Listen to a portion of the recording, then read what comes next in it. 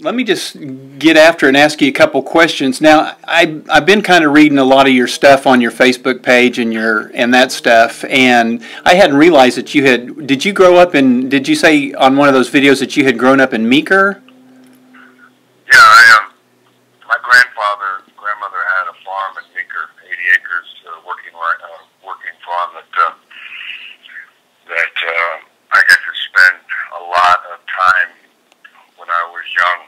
Prior to probably 11 was probably my last trip up there. Might have been 12, but those were the memories I remember of being in Oklahoma, being on that farm, working. Well, that sounds like fun. So, were you born in Oklahoma, or did you just live here for that time period? No, I was born in Oklahoma. Okay, great. Oklahoma, mom and dad. I guess dad was working, and his job took him down to Dallas or the Irving area. And I've been kiddingly saying I was held hostage down in Texas while I was being raised. But that's during those years, that's when my mother and father, back in those days, the mother and father had to work, and they both of them did. So leaving me at home was not an option because I was just too rambunctious, I guess is a kind word. Well, great. So I know a lot of people are going to be curious as to what you're up to these days. What are you doing work-wise, and where are you living now? These days, I am partnered with a buddy that actually went to the University of Oklahoma during about the same years that I did. I didn't know him at the time. He knew me. It was a set of twins. Wallace Marsh is his name, and he's in the petroleum engineer field. He's an oil man, I guess you could say. And he and I became friends about 7 years ago, and he's just one of those genuine human beings. Whether he's from Oklahoma, actually I think he's from Arkansas, but he's always been an Oklahoma fan and went to school there, and got strong ties to the university, strong ties to the community. And actually, we're staying at his house here in Norman. He was really instrumental in helping me get out of California. One of those guys that really was there when you needed him. So I moved back to Texas, and I am in the oil and gas business as part of what I do. I actually live in Austin, believe it or not.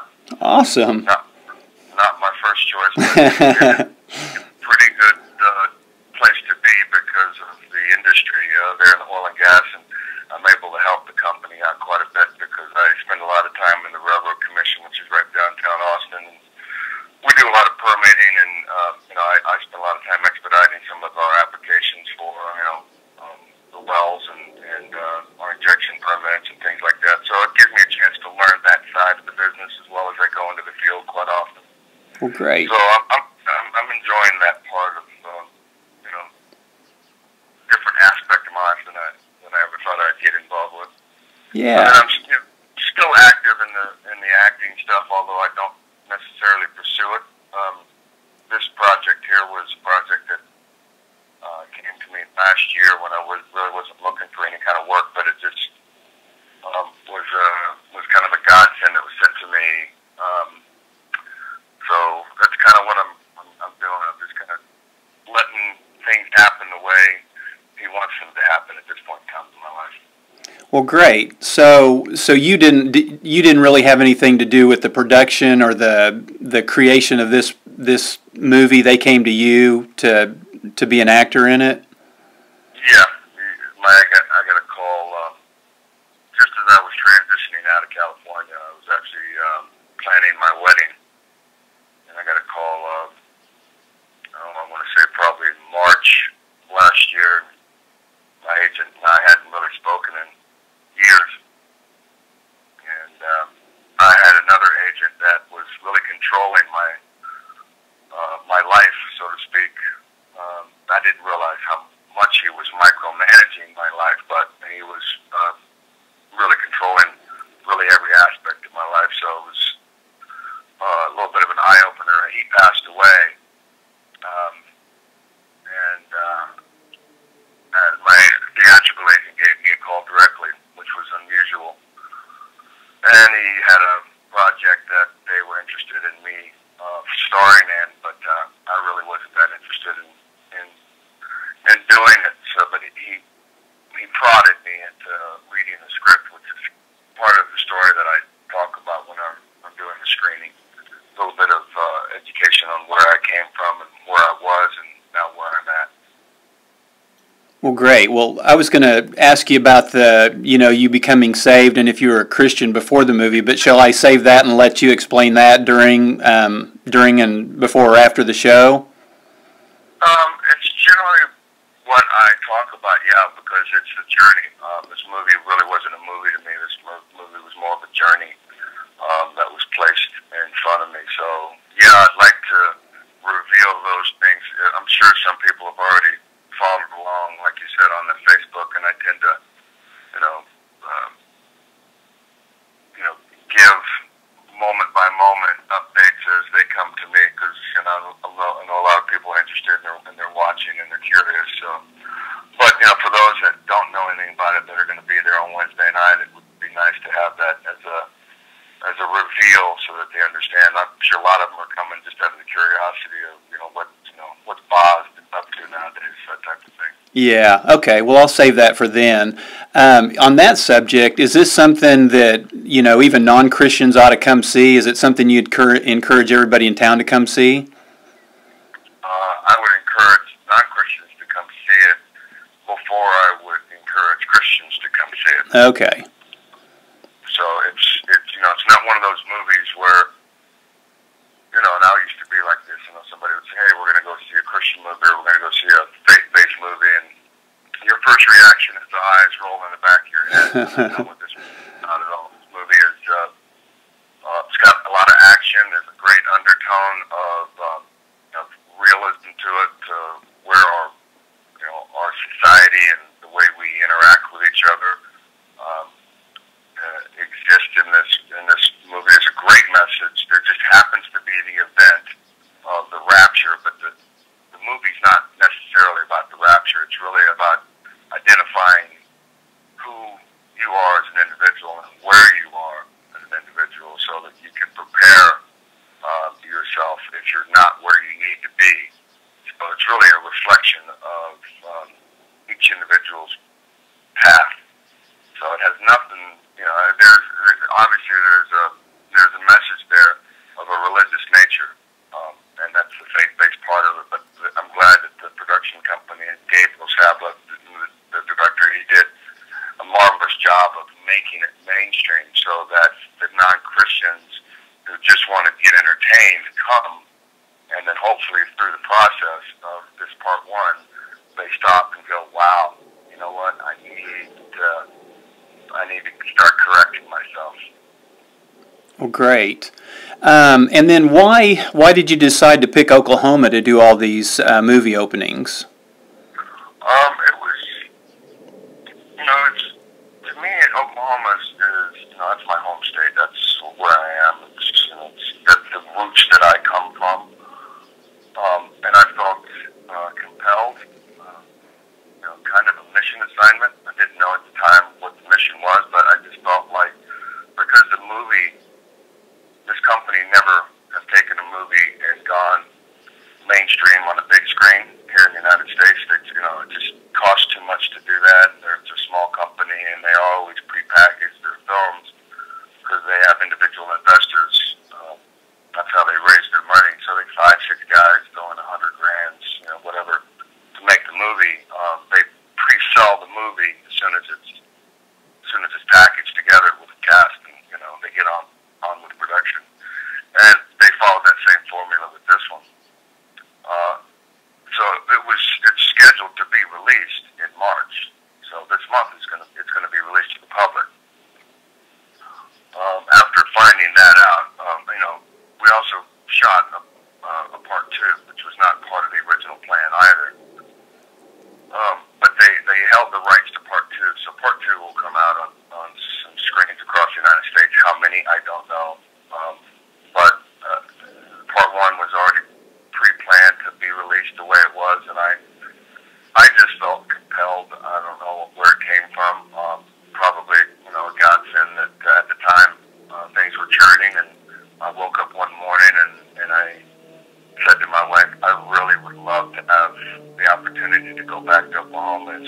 dance in front of my people and share with them some of the things that I've gone through, so they have a better understanding of not only me, but maybe themselves.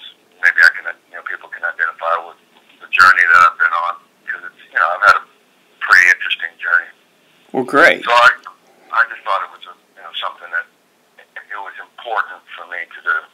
The company they didn't give me any resistance, but they also are not giving me any help. They don't, they don't have the funds to do that. So I'm kind of self-financing this tour, but I'm having a lot of support from the communities with, the venues opening up and people volunteering, and theaters and different churches opening and having faith and having trust that they're going to get something that they really don't know. And a lot of them, they just went on faith alone, which was extremely nice. Yeah, well, great. Okay, and you are going to do a 2-hour signing before the movie. So is that something people need to purchase something? Do they just purchase stuff there at the 2-hour signing to have you sign, or can they bring old OU football stuff, or kind of how does that work?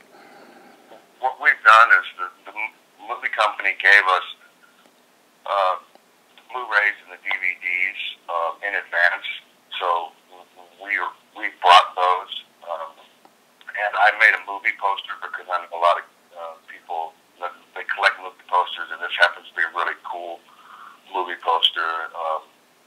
And those are generally not ever available, but I made one that is going to be collectible. It won't be for sale in stores. It's just going to be for this tour only, and if we do a subsequent tour when the sequel comes out. But I just felt like it would be something that people would want, they'd want to collect, and it's something that you want to have in your film library, because it does not only give a message, but it's a great movie to share with not only your family, but your friends.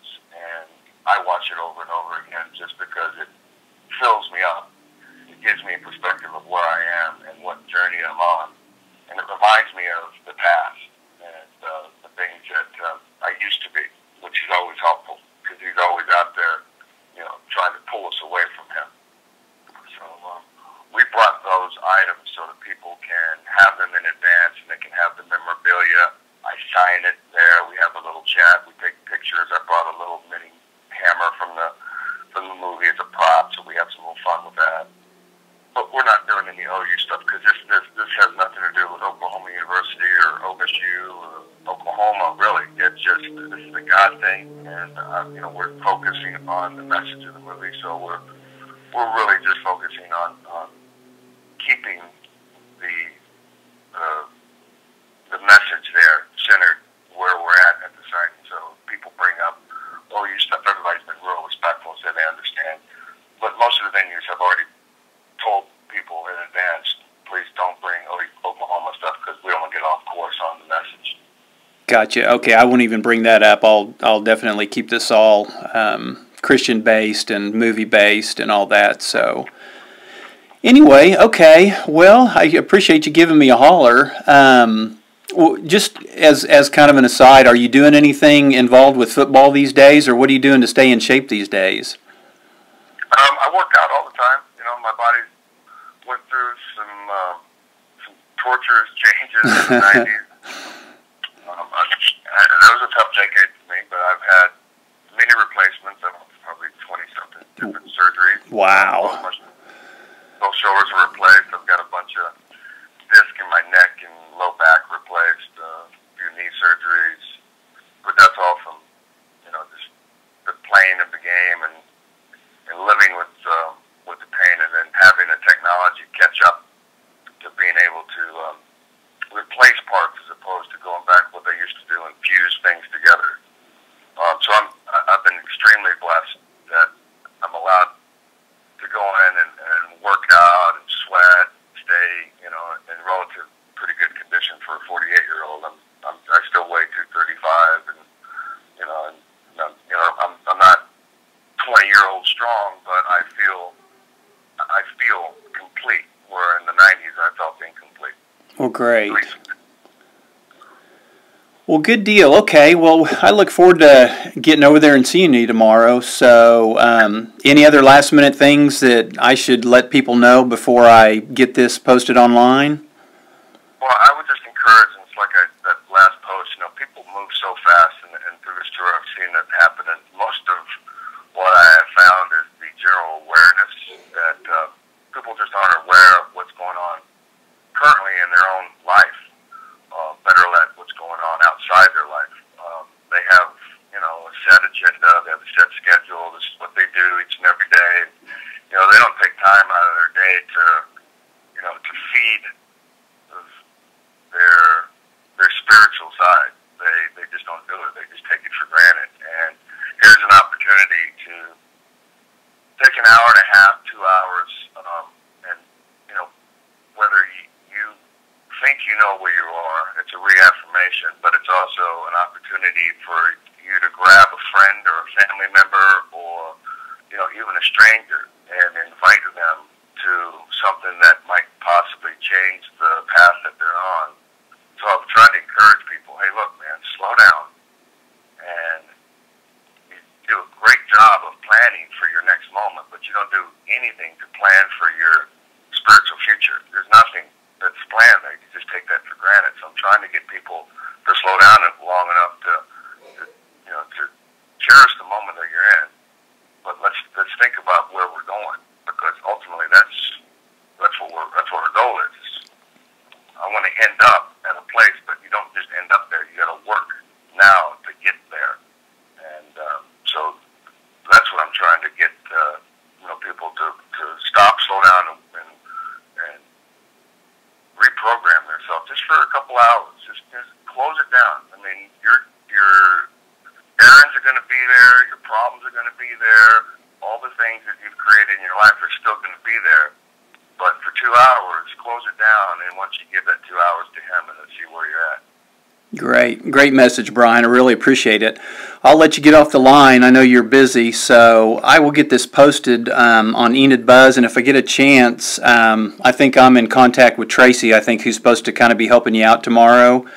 So if I can find a time to maybe run over and even shoot maybe a quick video or something, I might be able to post that on Enid Buzz too, which I think might help, stir up some people to want to come see you. So we'll try to get that. I'll try to get that scheduled with her if she knows what you guys are, have going on. So anyway, just looking forward to it, and I appreciate the time that you gave me today. All right, Curtis. We'll talk to you soon, my brother. Okay, thanks, Brian. Bye-bye. Bye.